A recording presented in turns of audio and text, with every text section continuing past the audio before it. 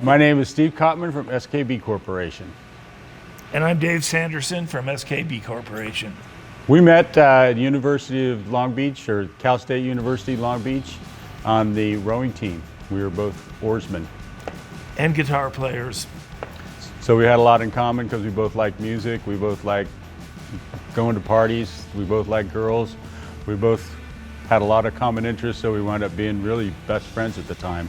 Dave was going for medicine when he first started, I was going for engineering. Eventually we both wound up in business, just because it was a lot easier.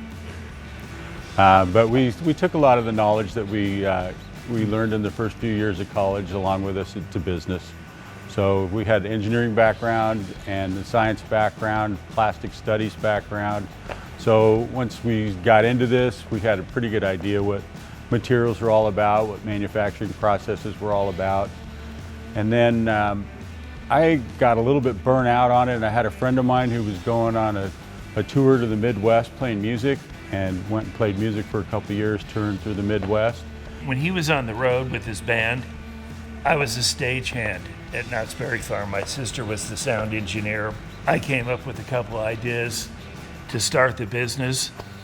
And so I kind of waited till Steve got back, hit him up on it, because he was, out of most of my friends were fraternity guys. Steve at least had work ethic and ambition. So I waited for him to get back, and I hit him up to start this thing, and that's how it started. Yeah, it seemed like a great idea. It was right off the bat. Well, yeah, that's a really good question. What happened is we started off with wooden cases. We actually started off repairing cases. And I was like the sales guy, because we had these touring acts that would come through Knott's Berry Farm, and I would hit them up to make stuff or repair stuff. At the end of the summer, they lay off all the college kids. We all go back to school. And so we switched from selling stuff to Ricky Nelson and the Lennon sisters and all the people that were going through Knott's to local stores. And our biggest customer at that time was a store in Anaheim, and he gave us a plastic case and said, "You guys need to figure out how to make these." And Steve said, "I know exactly how that thing's made." So we looked at that plastic case and brainstormed it for a few weeks, and we actually made a vacuum former to make the exterior. My dad had apartments, and we took one of his old dishwashers and ripped the heating elements out of it and straightened them out and made an oven with it. Used my car for the vacuum. Used his car for the manifold vacuum off his car to pull the vacuum on the back of the plastic to form it over the mold. The mold that we made was out of plaster, where Dave was pretty good at sculpting plaster. I don't know how he developed that talent, but shaping surfboards. That's how I learned how to do it. Okay, so we'd made this little fiber, this saxophone case, and we took it to Doug, who owned California Music. He says, "Wow, that's fantastic. Can I buy into your company?" So we needed money. We had no money, so he bought in, and he was all excited to be part of the company, and that's where the B and the SKB came from. With his musical experience, he kept bringing up other products that we could make, and pretty soon we were getting purchase orders for these plastic zipper type musical instrument cases. Things were going great, and he said, "Well, why don't you guys move out of the garage into this back shed behind one of my musical instrument warehouses?" It was a wooden shed with no windows in it. We called it the pig hole because it was incredibly hot, incredibly dark. Unfortunately, I have a very short attention span, and one day in 1977, August 3rd, I was running the vacuum former that we'd made with these heating rods out of the dishwasher, and I started thinking about something else. Doug started talking to me. I walked out of the pig hole up into his office, forgetting that I'd been running this machine, and then I came back. I saw Dave out there slaving away, sanding on molds, and he goes, "What the hell, Steve?" And I look, there's a big cloud of smoke coming out of the pig hole. And I thought, uh-oh. So somebody had seen the fire, and they gave me a fire extinguisher that was the size of a 16-ounce beer can. And I went running in there like I was going to be the big hero and put the fire out. And so I ran up to the fire, the vacuum former's ablaze, and I shot it with this little miniature fire extinguisher. All it did was took everything that was burning and run it up the side of the wall, went up the ceiling, and then all dropped on top of me. And I just instinctively got down lower. And when I got down lower, I could see like the orange to the left of me, and it was a little bit more whitish color to the right. So that's where I headed, and then he fortunately had a garden hose right outside the door. Okay, I dragged him out of the building and threw him on the ground and put him out with a garden hose. That's the way it happened. And I drove him to the hospital. Right. So we had to start all over after that. That was a bad day for SKB. You know what, though? It was a great day in the long run because Doug got his insurance money, and he didn't want anything to do with us again after the fire. We went to him and we said, hey, we'd like to buy you out. And he said, how much? And we said, $4,000. He goes, give me a check. He wrote a contract. So we bought him out of 1/3 of SKB for $4,000. Yeah. And yeah, the rest is history, You know what? I have to give Steve credit for this because when we started the place, I looked at it as a way to make spending money while I was going to school. I was going to finish college and do something. And Steve very early saw it as this could be a really big plastic business someday. So I don't give you credit for much, buddy. Quite all right. But he did have the vision. One thing that my dad said that always stuck with me, he said, when you're working for somebody, you're lucky if they pay you what you're worth. But when you're employed by yourself, your profit is basically the difference between what it costs and what you sell it for. And so that was a big inspiration early in the day. You know what? We're still best friends. We know how to divide and conquer. We love each other like brothers. And yeah, it's just the way it's always been. Actually, I get along with him better than I get along with my wife. Oh, don't put that on there. Rarely do we ever work on the same thing at the same time because it's a waste of effort and neither one of us are going to do it the same way. My responsibility is basically the product.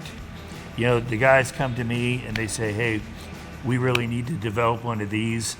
Okay, let's get together with the designers, whether we do it here, in Long Beach, whatever, and just figure out how to design it, to tool it, to build it.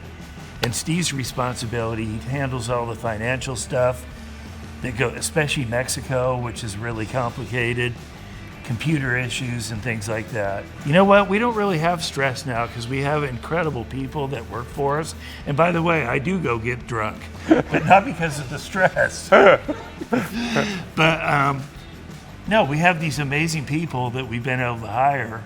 It's been a long time since we've had real stress. We've had real stress in times when we were broke. Yeah, well, we had a situation where we were selling cases to Fender. We thought we were like young millionaires. We were playing golf with the doctors on every Wednesday. Life was great. I think we had 20 employees. And then all of a sudden, one month they said, guys, we got enough inventory. We're going to shut you off for 3 months. It was like, uh-oh. And when that happened, we had nothing for our guys to do. We gave them a paid vacation for a month. And when we saw our financial statement, it was like we lost $20,000 in 1 month and we were just going, oh my God. Well, the industrial market is pretty diverse all in itself. So there was a lot of different businesses within that. There was computers, there was test equipment, there was weapon systems, there was communications equipment, and the list is pretty long. In the music business, we did the guitar cases. We started branching out into more different types of musical instrument cases. The big hero for us in the music business is when we started coming out with rack cases, which replaced the heavy crate anvil type case with something that Dave used to say, this case must be filled with helium, it's so light. And it was light, and everybody who put their equipment in it just absolutely loved it. And those musical instrument rack cases just were on fire. We just grew tremendously with that. Currently we have 320 employees in the orange manufacturing plant, and then we've got another 150 to 200 in Mexico. the future is just on fire for us right now. We're so fortunate in some of the decisions that we made 15, 20 years ago. Our industrial market is just doing absolutely fantastic. Our music department has morphed from being music into more of a professional audio, video, broadcast division. Camera. And that's on fire. We're just doing great. The sports division is growing nicely. Still one of our best products is a golf carrier case for the airlines. That's always surprises me that keeps selling, as difficult as it is to travel by air now. I think a lot of it was luck. It was luck that we met each other. When you asked the question, was it luck? Yes, it was all luck. And the harder we worked, the luckier we got. And some of it was fortunate situations. Some of it was just we made more good decisions than bad decisions. Very little of it was just dumb luck. We met each other. That was a good piece of luck. It was good fortune. We made enough good decisions to go into the markets that we went into. I don't know if you call that lucky. It was just fortunate that we did what we did. We had about 10 minutes after we burned the place down whether or not we were going to rebuild it. And it was kind of like, because I had a guy offer me a job to go on a USO tour. And after thinking about it for like 3 minutes, it was like, no, we got to rebuild it. We can make this better than it's ever been. And that's what we did.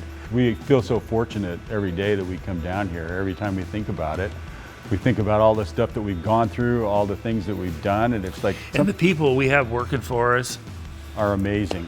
Are incredible. Yeah, because they have skill sets that I don't have. I used to be able to make a mold out of plaster, but that doesn't do us any good today. We need people with analytical skills and sales skills, and that do things that we aren't really capable of doing. And so I just feel really blessed that we brought the right people on board to help us with this stuff. And our sales staff is amazing. They can talk to customers and get the feel for what people want to buy. And that's been the key to our success over these last few years, is we're building what's needed. You're never going to be successful if you build what you can build. You always have to find a need and fill it.